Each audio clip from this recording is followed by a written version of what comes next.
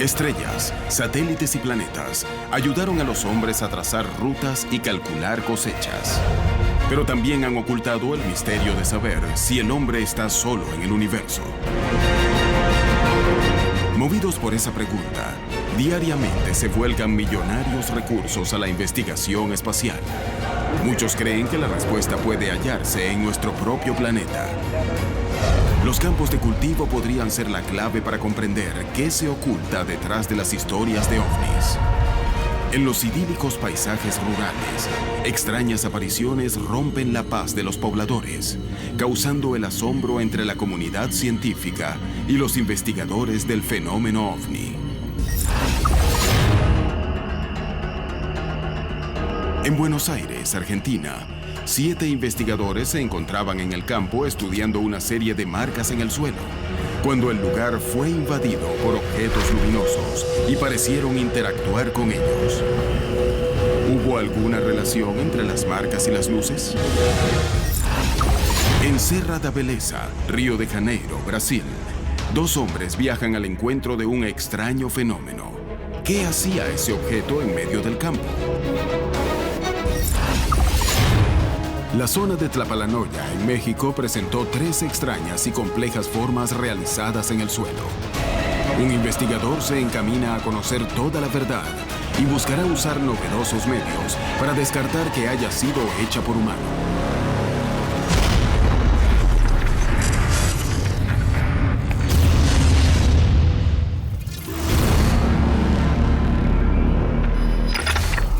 Hoy presentamos OVNIs y señales.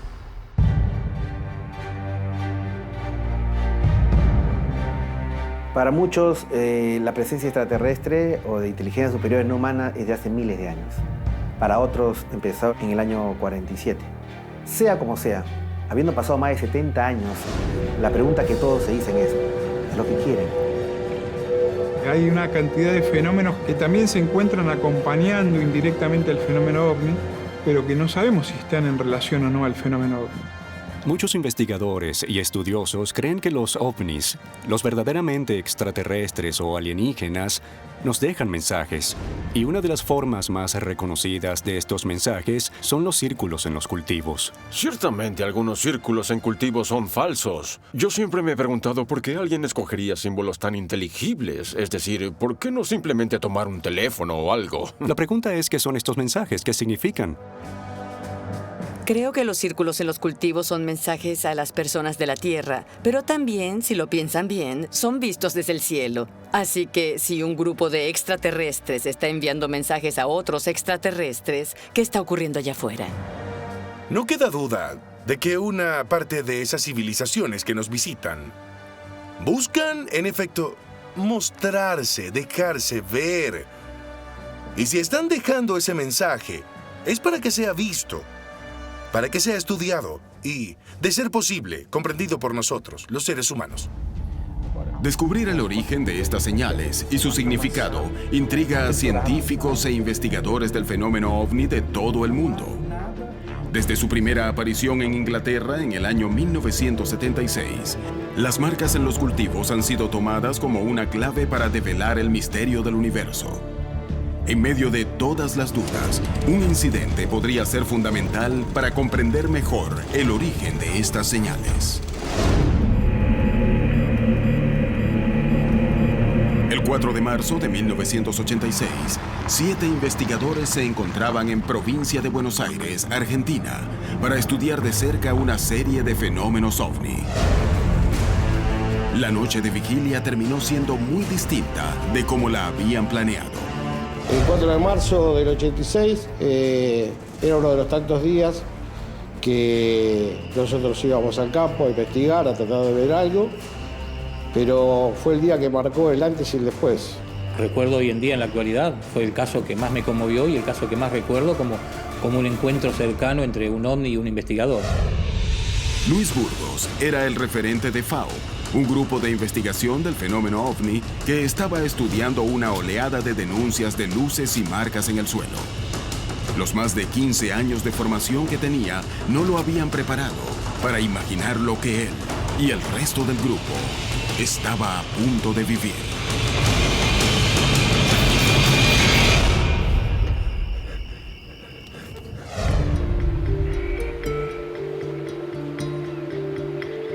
A mediados de 1985 estábamos investigando una serie de apariciones en toda esa zona y generalmente hacíamos las vigilias de OVNI, las jornadas nocturnas de investigación de campo en la zona del balneario de Atalaya.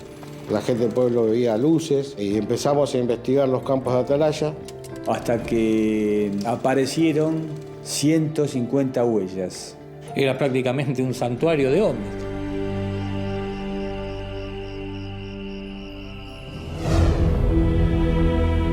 El grupo se juntó donde solía hacerlo, en el comienzo de la ruta que los conducía al campo donde habían encontrado las marcas en el piso, cuyo origen buscaban determinar. Nos juntamos como casi todos los días que íbamos al pueblo de Atalaya a tratar de ver algo. Todo el mundo afirmaba ver ovnis en Atalaya en aquella época, evidentemente todo movido por la prensa de entonces, ¿no? También. Uno abría la tapa de los diarios, veía los noticieros de época en televisión y se hablaba del caso Atalaya. Entonces, nosotros éramos los únicos que no habíamos sido los privilegiados de ver algo.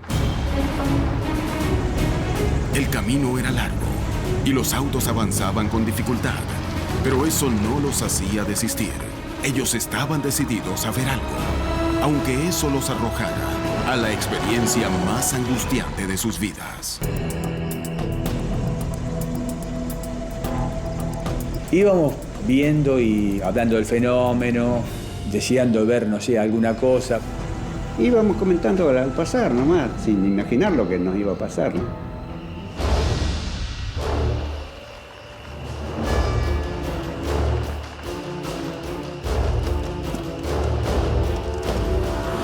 Llegamos tarde, llegamos prácticamente 9 menos 5, 9 menos 10.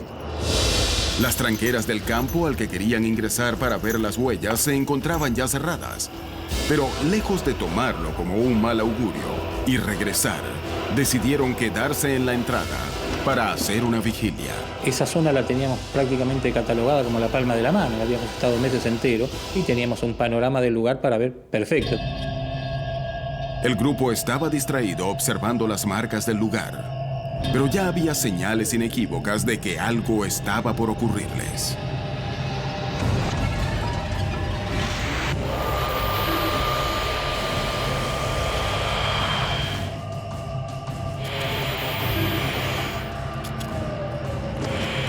No bien bajamos de los autos, Fernando dice, miren aquello. Veo hacia el horizonte, veo dos luces. Nos dimos vuelta y ahí estaban los dos objetos no identificados prácticamente arriba del pueblo. Fue notable, una cosa extraña. No tenían forma, eran dos luces muy grandes, prácticamente un poquito menor que el lucero común que se ve, y tenían variación de colores. Los colores eran rojo, verde y amarillo, cambiaban. Lo más llamativo de todo es que vienen del río y cuando dan la orden de mirar todos hacia allí, es como instantáneamente se quedan quietos. Y ahí empiezan un movimiento entre ellos, empiezan a girar entre sí. Se cruzaban, a veces se veía una sola porque parecía que una quedaba atrás de otra, como jugando.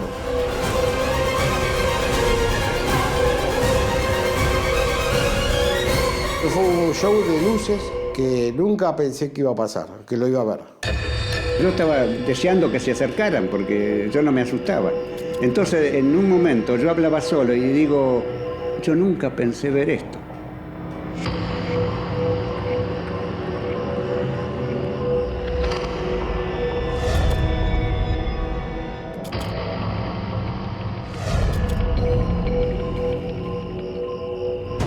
Todos sabían que estaban frente a algo único y buscaban una explicación. Pero rápidamente el clima de expectativa pasó a ser de nerviosismo cuando una de las dos luces comenzó a acercarse peligrosamente. Y en el momento que se empieza a aparecer la luz, nunca me voy a olvidar, Luis Burgos puso sobre la luz una linterna. Por si se acercaba más, que el punto común era la linterna y bueno, entonces sí, cada uno iba a salir corriendo para un lado en serio, ¿no? Cuando baje no vamos a estar, obviamente. Y dijo, espero que quede alguien para contarlo. Escúcheme, cualquier cosa que pase, nos encontramos en luz. ¿Está bien? Yo creo que eso fue lo que asustó a todos, que era supuestamente el más preparado. El cambio de comportamiento de las luces los aterrorizó. Uno a uno se daban cuenta de que estaban frente a algo desconocido. A los pocos minutos, la luz retrocedió y volvió a su posición original. A mí me dio la sensación de como que los que estaban tripulando estos aparatos nos habían detectado. O sea, para mí fue una especie de contacto a nivel visual. Como nosotros los vimos y ellos nos vieron.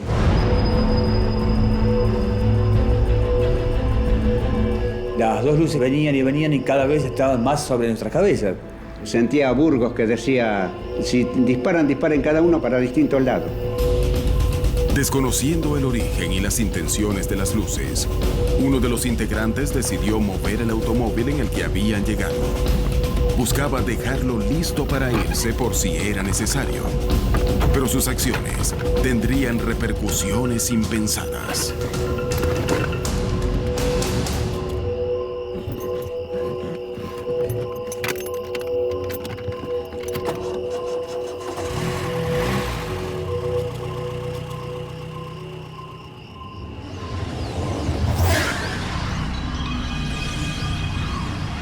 Estos dos objetos es como que nos quisieron una especie, como se llama, de torear o correr del lugar. Como que ellos tenían la necesidad de bajar en ese campo, que eran las 150 marcas que habíamos detectado, y que nosotros estábamos estorbando. Como diciendo, muchachos, córranse del lugar porque tenemos que estacionar.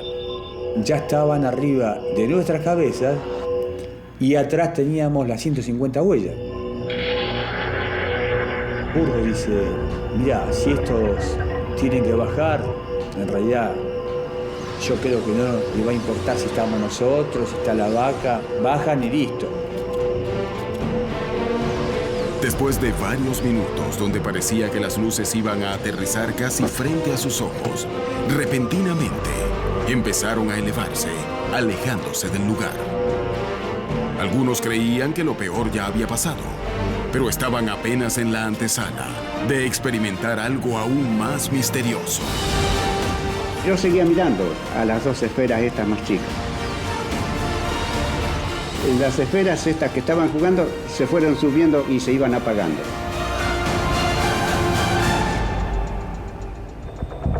Fernando continuaba en estado de shock y su nerviosismo lo conduciría a un nuevo y más preocupante descubrimiento. Cuando se retiran las luces, se van muy lentamente, se juntan las dos y se van muy lentamente. Nos quedamos un ratito ahí, pasaron unos minutos, hablando, comentando, algunos emocionados, otros nerviosos, y en determinado momento... Mi hijo grita, miren allá. Los investigadores pasaron a ser protagonistas del caso más espectacular que habían conocido. Sin embargo, había mucho más temor que alegría. ¿Qué podía llegar a ocurrir?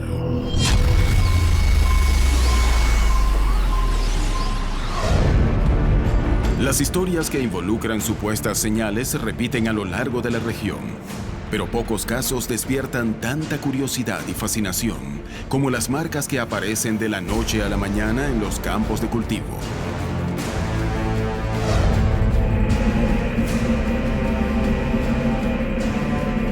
Desde hace años, el mundo se pregunta cuál es el origen de los agrogramas.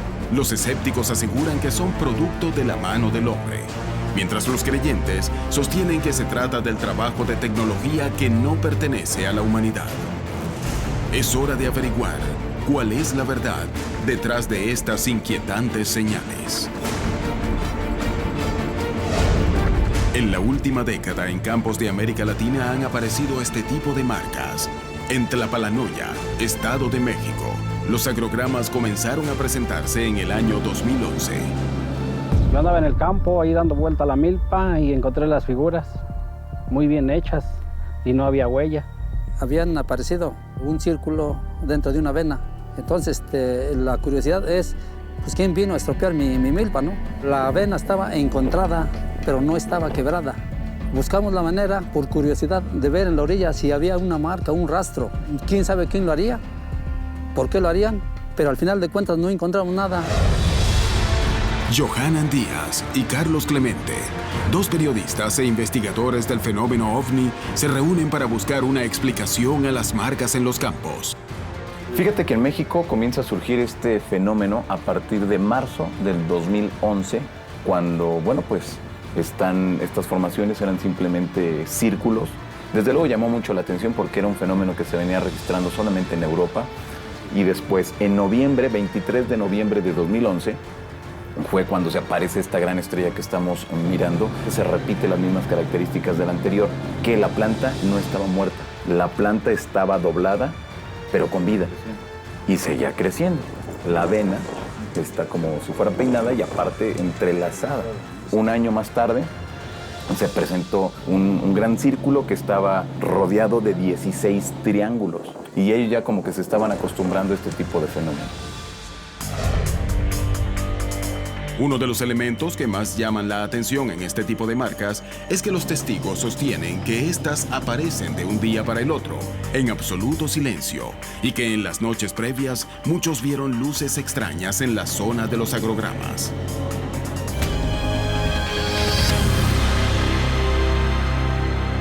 Johanan decide que es momento de hacer algunas pruebas y buscará fabricar el mismo tipo de marcas. Para ello, se dirige a un campo de avena en las afueras del DF, donde 2 investigadores deberán realizar las marcas en una sola noche. Esta prueba permitirá establecer hasta qué punto la mano del hombre podría ser responsable de estas señales.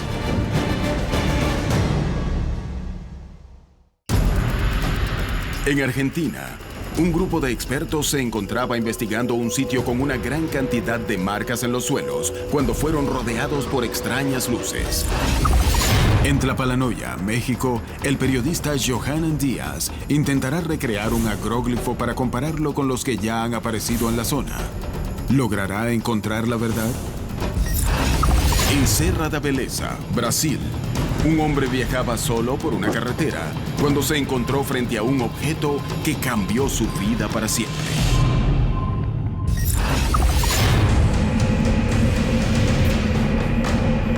El 4 de marzo de 1986, 7 investigadores del fenómeno OVNI realizaban una vigilia al lado de un campo en el que habían encontrado más de 150 marcas en el suelo que atribuyeron a objetos voladores no identificados. Al poco tiempo de llegar, vieron 2 extrañas luces que empezaron a acercarse a enorme velocidad, causándoles pánico. Las luces desaparecieron, pero algo aún más amenazante estaba por ocurrirles. Aparece una luz enorme. Pero era 10 veces mayor que esos 2 objetos. Es muy llamativa porque ni sube ni baja, se enciende en el mismo lugar. Estaría parada y prende la luz del tamaño de una luna llena.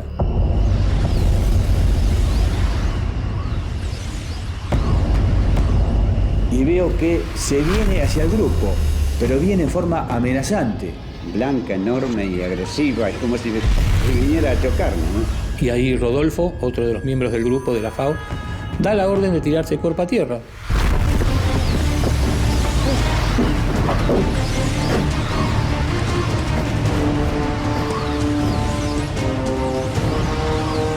Se venía como tiro hacia nosotros. Nos revientan a todos. Somos boleta, digo. Se tiraron abajo del auto. Y yo no, yo lo que quería que se acercaran. Yo la sensación era que le iba a quemar. Y me tiré al piso con terror, pensando que íbamos a desaparecer.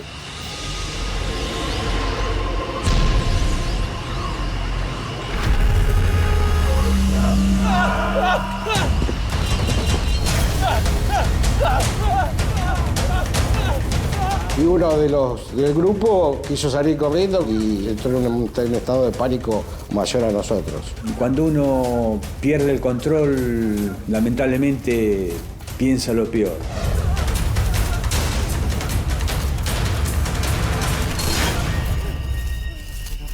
Mientras Ana buscaba calmar a Fernando, Avelino intentaba tomar una foto de lo que estaban viendo. Era la toma más difícil de su vida. Se enfocó la máquina. Cuando quise apretar, se apagó. Y siento a Burgo que dice, esto apagan la luz. Y era cierto. Fueron menos de 5 minutos. Ahí se terminó todo fenómeno. Lo primero que dijo Burgos, se perdió la foto. ¿Y qué querés que le haga? No me dio tiempo. No me dio tiempo. Y se apagó. Así como apareció, se apagó. Luego de que la luz desapareció, el grupo se reunió nuevamente. Buscaban comprender qué había pasado. Sacamos la conclusión de que cuando nosotros llegamos esa noche, ese objeto que estaba ahí, vaya a saber de qué hora estaba. Es decir, no bajó ni subió. Apareció, se prendió. La luz había desaparecido, pero ellos tenían la hipótesis de que el objeto se camuflaba y Avelino sacó una foto, aunque ya no se veía nada allí.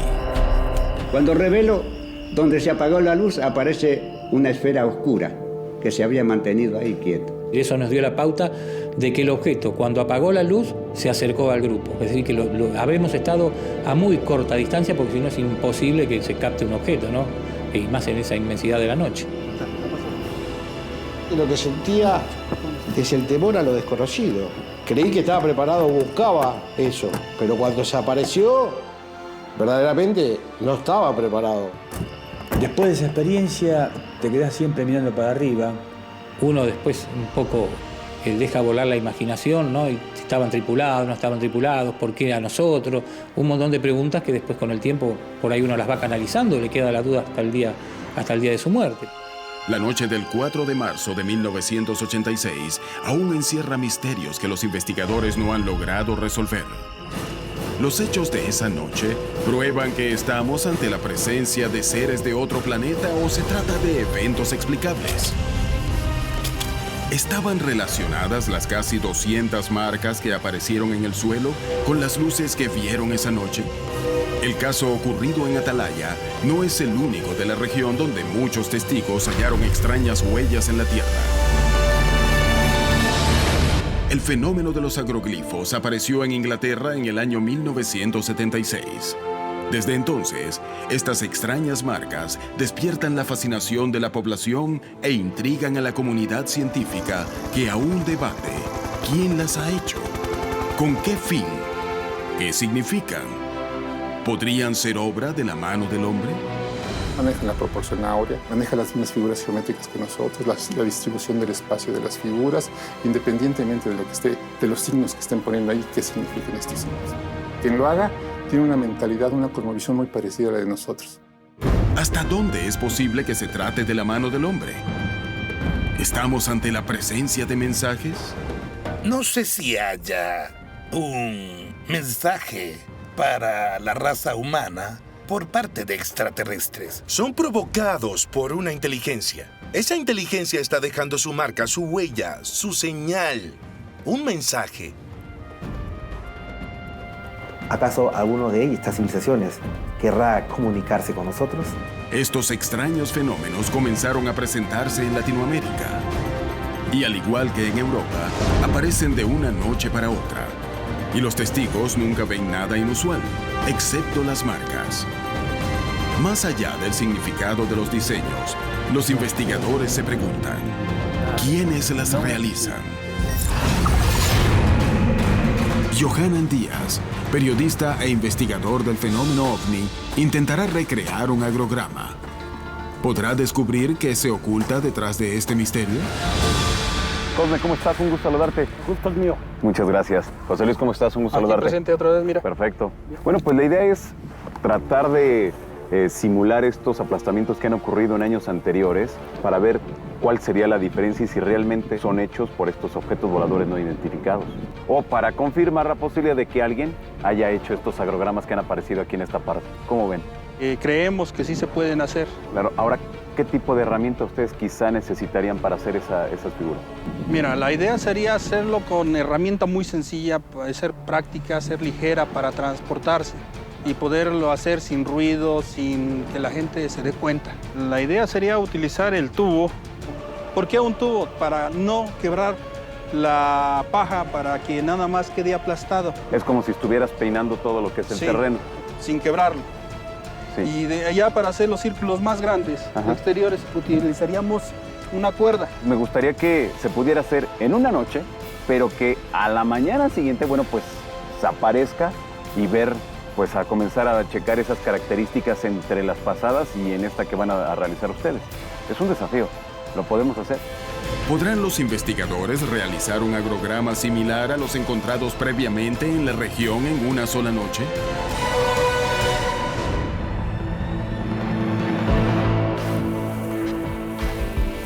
Los dos investigadores avanzan en medio de la noche. La regularidad del terreno sembrado les facilita un poco la tarea.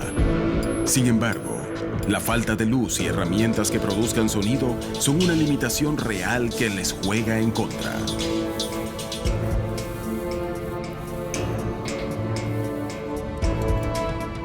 Nos propusimos hacerlo de una forma que fuera sencilla. Necesitamos ocupar herramientas para dejar la menos huella posible y que sea de manera portátil.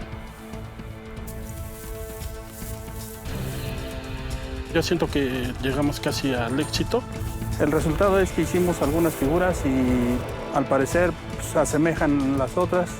Tras toda una noche de trabajo, los expertos dejaron las marcas listas para analizarlas a la mañana siguiente. ¿Pudieron descubrir el misterio detrás de los agrogramas?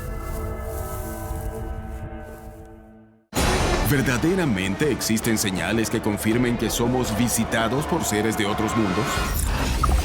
En Brasil, Serra da Beleza, un hombre conducía solo por la carretera en medio de la noche. Una potente luz fue una de las sorpresas más grandes de su vida. Desde hace años en América Latina han comenzado a aparecer agrogramas y México es uno de los países donde más se han encontrado. Mientras que los escépticos aseguran que se trata de marcas hechas por el hombre, otros sostienen que se trata del trabajo de tecnología que no pertenece a la humanidad. Johanan Díaz, periodista e investigador del fenómeno OVNI, está dispuesto a resolver esta duda e intentará fabricar él mismo marcas similares en tiempo récord. A la mañana siguiente, luego de finalizar las tareas en el campo de avena, un equipo sobrevuela la zona para registrar la señal.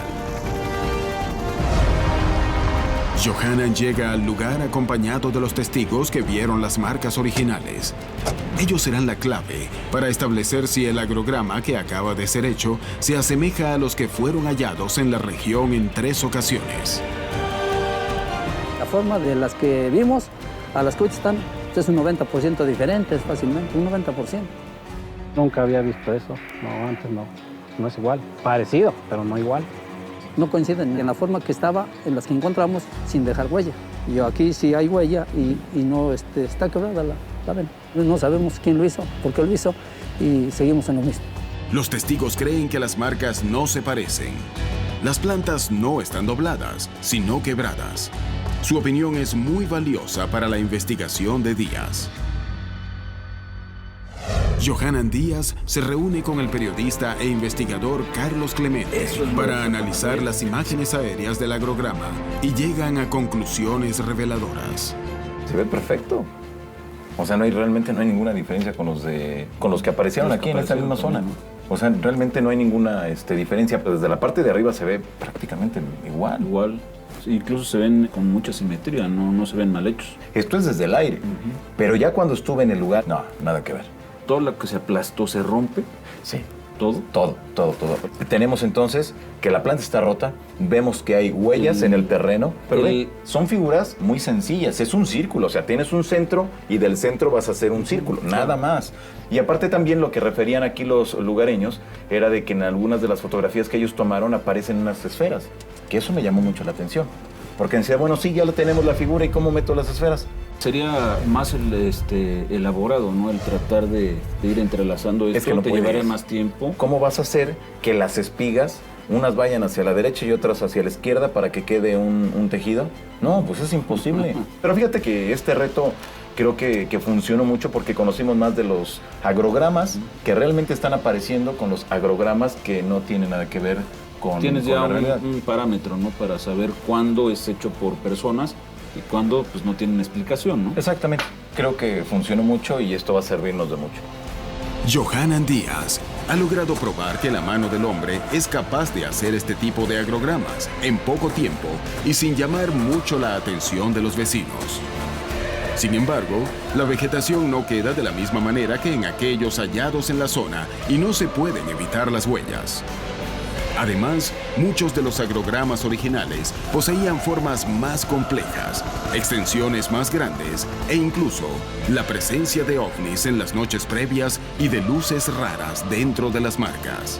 ¿Estamos ante la presencia de verdaderas señales dejadas por seres de otros planetas? ¿O se trata todo de diseños hechos por la mano del hombre? Los campos de América Latina son escenario de extrañas situaciones que quiebran la calma de estas despobladas regiones. ¿Qué hay detrás de estas manifestaciones? La respuesta podría hallarse en los miles de testimonios que brinda la población.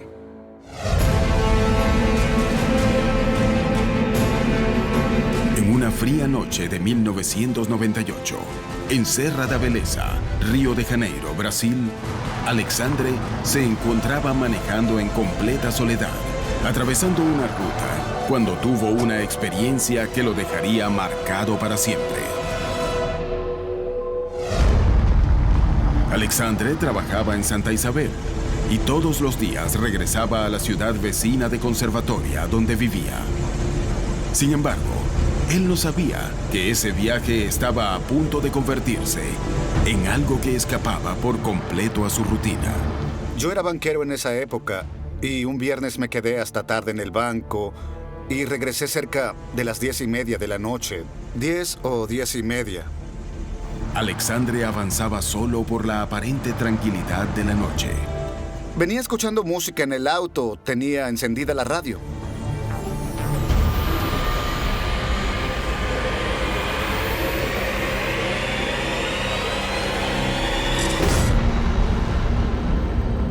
Cuando venía por la autopista, noté algo en lo alto de una sierra, una luz por detrás de la montaña. La Sierra de Cavallo Ruso, una montaña de piedra, parecía tener la luna por detrás de la montaña, como si la luna se estuviera levantando. En lugar de detener el auto, Alexandre desoyó el sentido común y comenzó a avanzar hasta estar cara a cara con la extraña luz. Cuando llegué a la curva me di cuenta de que la luna no estaba saliendo por detrás de la montaña. Me quedé mirando eso y detuve el jeep. Era como si hubiese una luz fluorescente encima de la montaña. Hasta entonces no estaba seguro de qué era.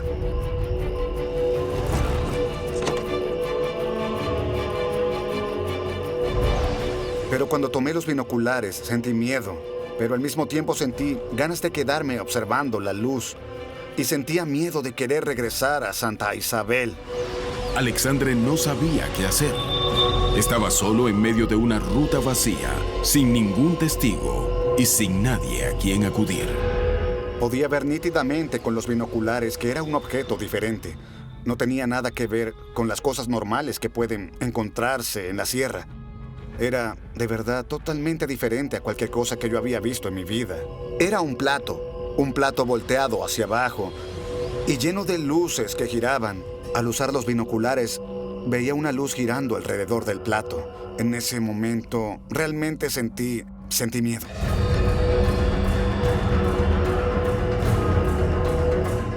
Me quedé viendo ese platillo cerca de 15 minutos.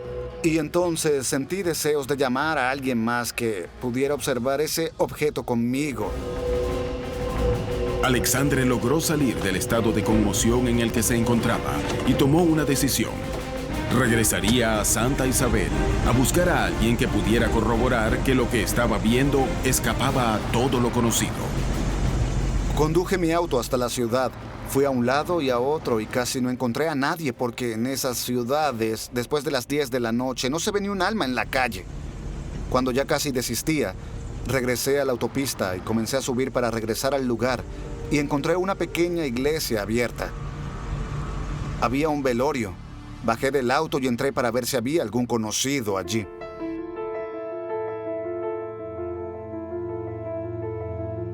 Era el velorio de una señora que había fallecido en Santa Isabel. Había unas 8 o 9 personas. En el velorio, Alexandre se encontró con Floriano, su amigo y mecánico. Sin dudarlo, se dirigió hacia él para conversar sobre lo que acababa de pasarle.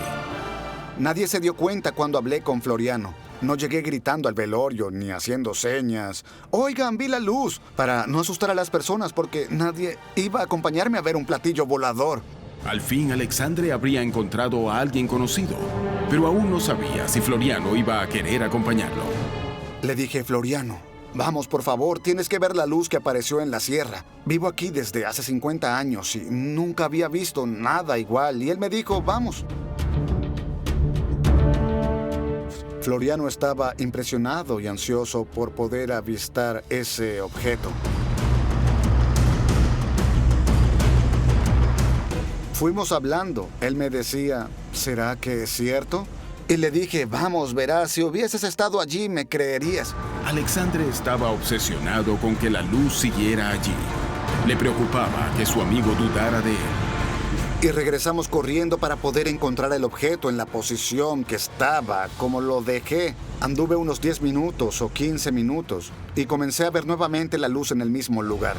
Los dos se encaminaban a un peligro que no parecía de este mundo.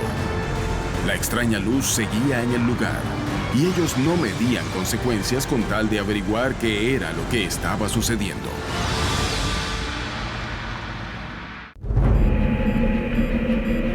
Alexandre se encontraba manejando solo por una ruta vacía.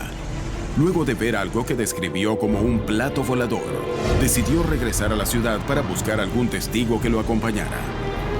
Recorrió toda Santa Isabel y encontró a Floriano, su mecánico y amigo que estaba en un velorio. Él decidió acompañarlo hasta el lugar del avistamiento, pero las consecuencias no se habían esperado.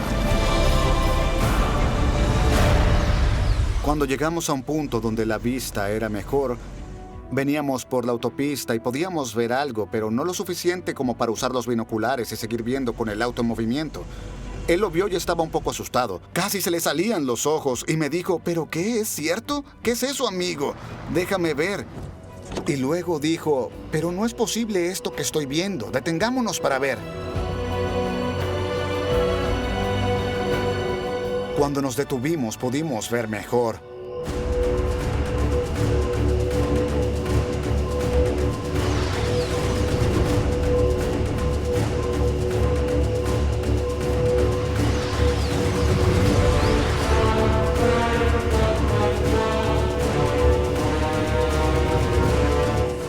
Él miró, vio por los binoculares y quedó impresionado. Estuvimos unos 15 o 20 minutos. Vimos que el objeto no cambiaba en nada. Estaba quieto, estático, y tenía esas luces girando. Nos quedamos 20, 30, media hora más o menos. Entonces decidimos irnos, dejar eso así. No podíamos hacer nada, no teníamos cómo documentar eso que estábamos viendo. El tiempo pasaba. El objeto permanecía allí. Y Alexandre tomó una decisión basándose en sus sensaciones. Hasta aquí llego yo, Floriano. Yo tengo miedo, no me estoy sintiendo bien. Me daba miedo. Y él dijo, hagamos lo siguiente, vámonos para Santa Isabel. Tú no debes regresar hoy a Conservatoria, porque podría ser peligroso. No sabemos lo que podría hacer. El temor que sintió Alexandre fue tan alto que siguió el consejo de su amigo y decidió no regresar a su casa esa noche. La experiencia había sido tan fuerte que no solo no se animaba a retornar solo, sino que le cambió la vida para siempre. En realidad me siento privilegiado por haber visto lo que vi. Hoy en día tengo otra concepción de los platillos voladores y que es realmente un platillo volador, un ovni. Y si vieran uno, podrían ver algo diferente. Las personas deberían observar su entorno con más atención. Las vastas tierras casi despobladas del territorio latinoamericano encierran miles de experiencias como las de Alexandre y Floriano. Testigos privilegiados y casuales de eventos para los que la ciencia no posee explicación. ¿Cuántos eventos aún más extraños podrán estar ocurriendo en el continente al amparo de la soledad de la noche? Campos marcados de la noche a la mañana, complejas figuras, dudas en la comunidad científica, testigos que denuncian la presencia de luces. Pero, ¿cuál es su significado? ¿Cuál su importancia? Y sobre todo, ¿cuál es su origen? Los agroglifos, esas misteriosas figuras que aparecen en los campos, no me atrevería a afirmar cómo se hacen. Tampoco puedo afirmar que los hagan seres de otros mundos. Para mí sencillamente son un enigma. No hay todavía certeza absoluta de que esos círculos en los cultivos estén relacionados directamente con los ovnis. Sin embargo, la aparición de esos círculos va acompañada de relatos de personas que avistaron ovnis en los cielos. Todas las culturas en el mundo, en sus diferentes etapas, se han querido comunicar con los dioses. Ahora parecería ser que con las evidencias que hay en los campos de cultivo, son los dioses los que quieren comunicarse con nosotros. Lo digo en sentido metafórico. Yo creo que es este problema de la búsqueda incesante de saber qué somos y qué queremos.